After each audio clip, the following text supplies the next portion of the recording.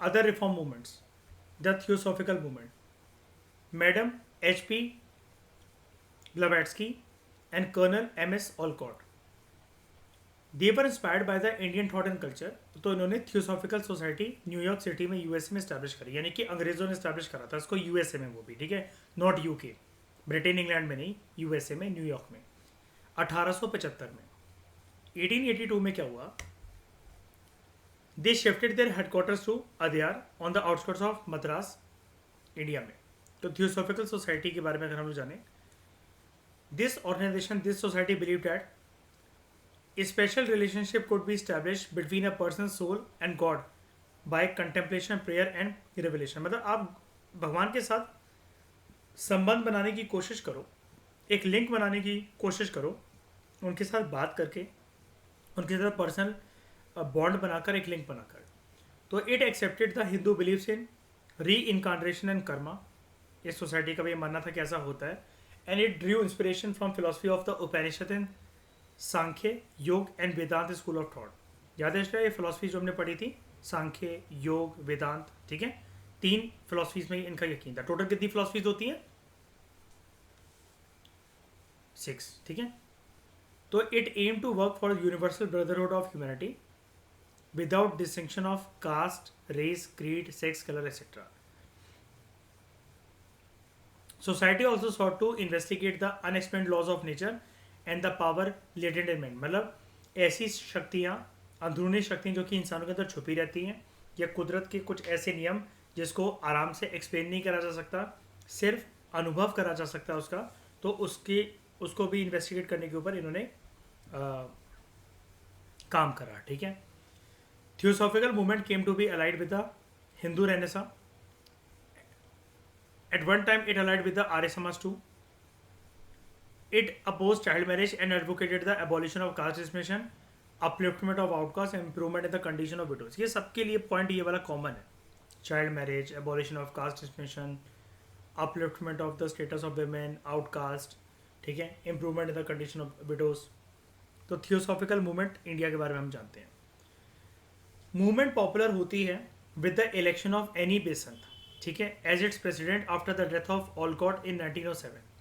इन्होंने central Hindu college की बनारस के अंदर नींव रखी 1898 में, where both Hindu religion and western scientific subjects were taught. Theosophical society जो है, it provided a common denominator for the various sects and fulfilled the urge of educated Hindus, कि धर्म को भी हमें साथ साथ लेकर चलना है और वेस्टर्न साइंटिफिक सब्जेक्ट्स भी हम लोगों को सीखने हैं. तो for an average Indian, theosophist philosophy जो है, it remained vague, lacking a positive programme, and hence its impact was limited to a small segment of westernized class. जो लोग ज़्यादा ही अंग्रेज़ बनना चाह रहे थे, अपने आप को अंग्रेज़ समझते थे, उनको ये मूवमेंट काफ़ी ज़्यादा इंस्पायरिंग लगी. लेकिन बहुत सारे इंडियंस को ये मूवमेंट या ये जो सोसाइटी ये नहीं जोड़ पाई. एक तो शुरुआत भी इसकी अंग्रेज़ों ने करी थी ना, इस वजह से भी कोई इंडियंस अपने आप को एसोसिएट नहीं कर पाया इसके साथ.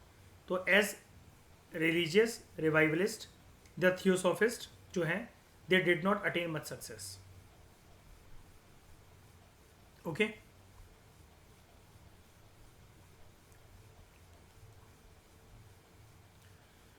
लेकिन as a movement of westerners glorifying Indian religion and philosophical tradition, it gave much needed self respect to the Indians fighting against colonial rule. Theosophists had the effect of giving a false sense of pride in the Indians in their outdated and sometimes backward looking traditions and philosophy. मतलब हिंदुस्तानी जो हैं वो, उनकी जो technique, तौर तरीके जो थे वो काफ़ी बैकवर्ड थे, आउटडेटेड थे. उसके अंदर एक नई जान भरने की कोशिश करी इस थियोसॉफिकल मूवमेंट ने, ठीक है. फिर हम बात करते हैं भारत धर्म महामंडल के बारे में. It was found when some other orthodox Hindu organisations combined in 1902 in Varanasi. तो all these organisations were against the teachings of Arya Samajist, the theosophist, Ramakrishna mission, and they were created to defend the orthodox Hinduism from any reform. मतलब जैसा पुराना Hinduism जो चला रहा है वैसे उसको चलाया जाए ऑर्थोडॉक्स नेचर से, और किसी भी प्रकार के चेंजेस ना करे जाएं. मतलब जितने भी ये हम सोशल रिलीजियस रिफॉर्मर्स के बारे में, रिफॉर्म मूवमेंट्स के बारे में जो हम पढ़ रहे हैं, इसके अगेंस्ट जो वॉइस रखी वो रखी भारत धर्म महामंडल ने. The organizations that combined to form this all India organization was, मतलब इसके अंदर भारत धर्म महामंडल के अंदर कौन कौन से मंडल थे, ऑर्गेनाइजेशन थे? सनातन सनातन धर्म सभा 1895, धर्म महापरिषद इन साउथ बंगाल, धर्म महामंडली इन बंगाल। भारत धर्म महामंडल के बारे में अगर हम लोग बात करें, this organisation sought to introduce proper management of Hindu religious institutions, open Hindu education institutions etcetera. Pandit Madan Mohan Malaviya एक प्रोमिनेंट फिगर थे इस मूवमेंट के लिए, ठीक है। इंडियन सोशल कॉन्फ्रेंस, इसको फाउंड करा गया था महादेव गोविंद रानाडे जी के द्वारा और रघुनाथ राव के द्वारा। इसका पहला सेशन कंडक्ट होता है मद्रास में 1887 में।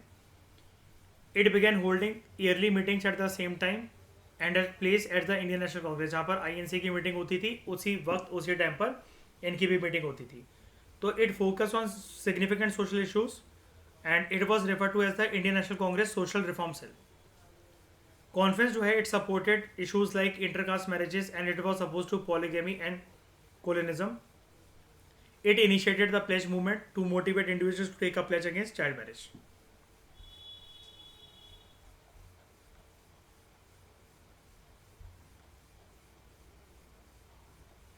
बस रिफॉर्म मूवमेंट्स हमारी सारी खत्म। अब कुछ एनालिसिस करते हैं significance of the reform movements. तो in the evolution of modern India reform movements जो थी 19वीं शताब्दी की, इनका बहुत सिग्निफिकेंट कॉन्ट्रीब्यूशन रहा है।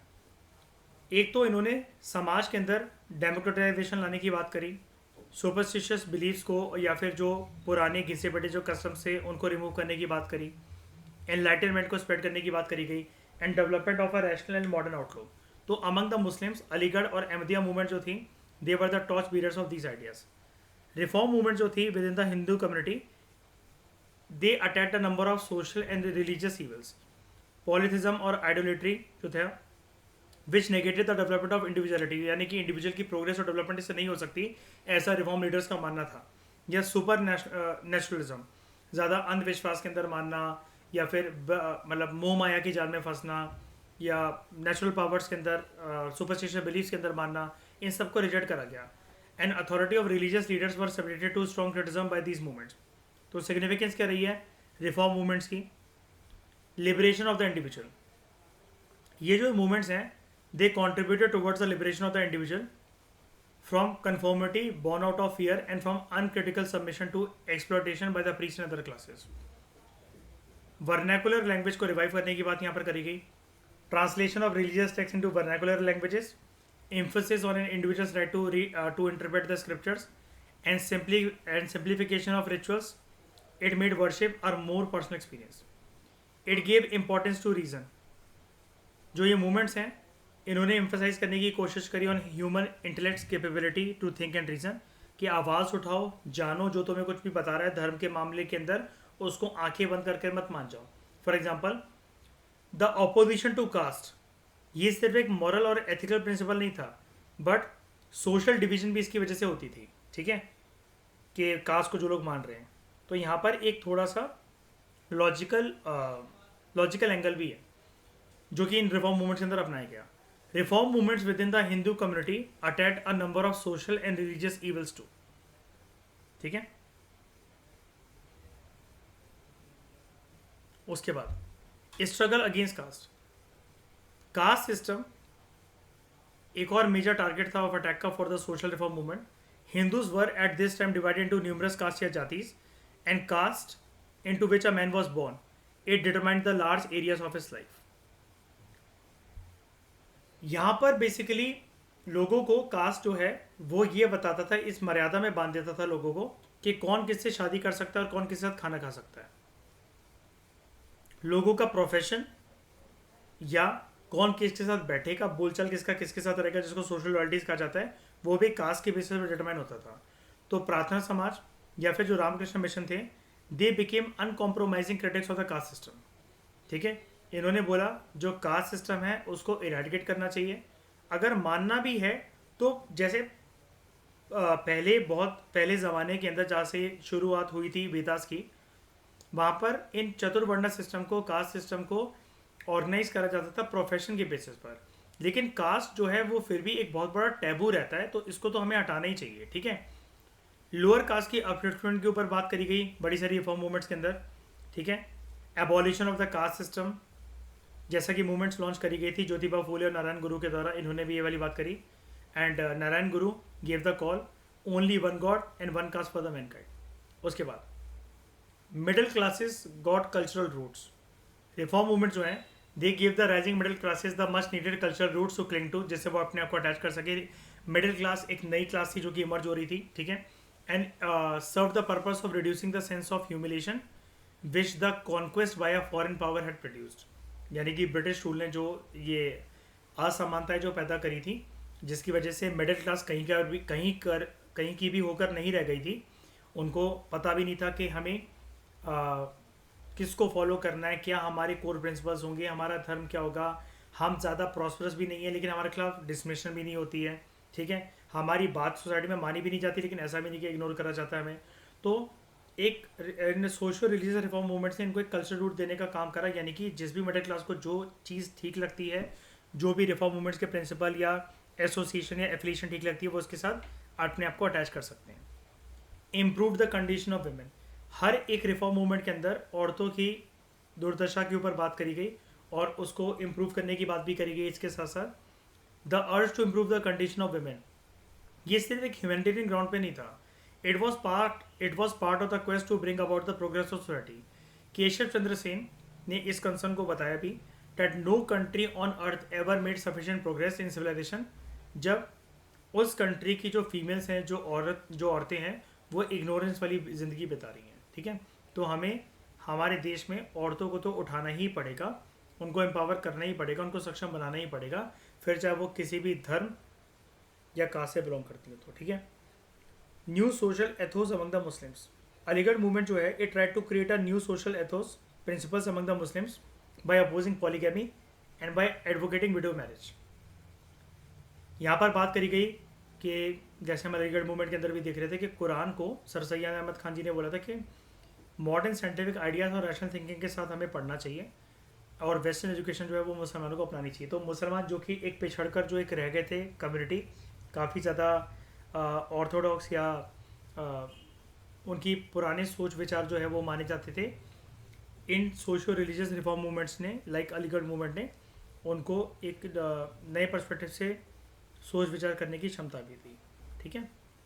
उसके बाद लिमिटेशंस क्या थी इन मूवमेंट्स की। 19वीं शताब्दी के कार्यकाल में रिफॉर्म मूवमेंट्स जो थी उनका वैसे तो मकसद ये था कि सोशल, एजुकेशनल और मॉरल कंडीशंस जो हैं और जो हैबिट्स हैं लोगों की अलग अलग पार्ट्स के अंदर देश में, जो लोग वीकनेसेस को मतलब सोशल वीकनेसेस सफ़र कर रहे हैं, लिमिटेशन सफ़र कर रहे हैं, उन सबको हटाना, ठीक है। लेकिन ज़्यादातर रिफॉर्म मूवमेंट जो थी वो अर्बन एरियाज के अंदर बेस्ड थी। आर्य समाज की अगर बात छोड़ दी जाए, with the exception of Arya Samaj, the lower caste movements which had a broader influence on the whole तो on the whole the reform movements were limited to upper caste and classes only, उन्हीं की बात करी गई। लोअर क्लासेस की बात सिर्फ आर्य समाज के अंदर करी गई, ठीक है। फॉर एग्जांपल ब्रह्मो समाज जो कि बंगाल के अंदर बेस्ड था, it was concern with the problems of bhadralok, upper class of Bengalis, and Aligarh movement with those of the Muslim upper classes. The masses generally remained unaffected.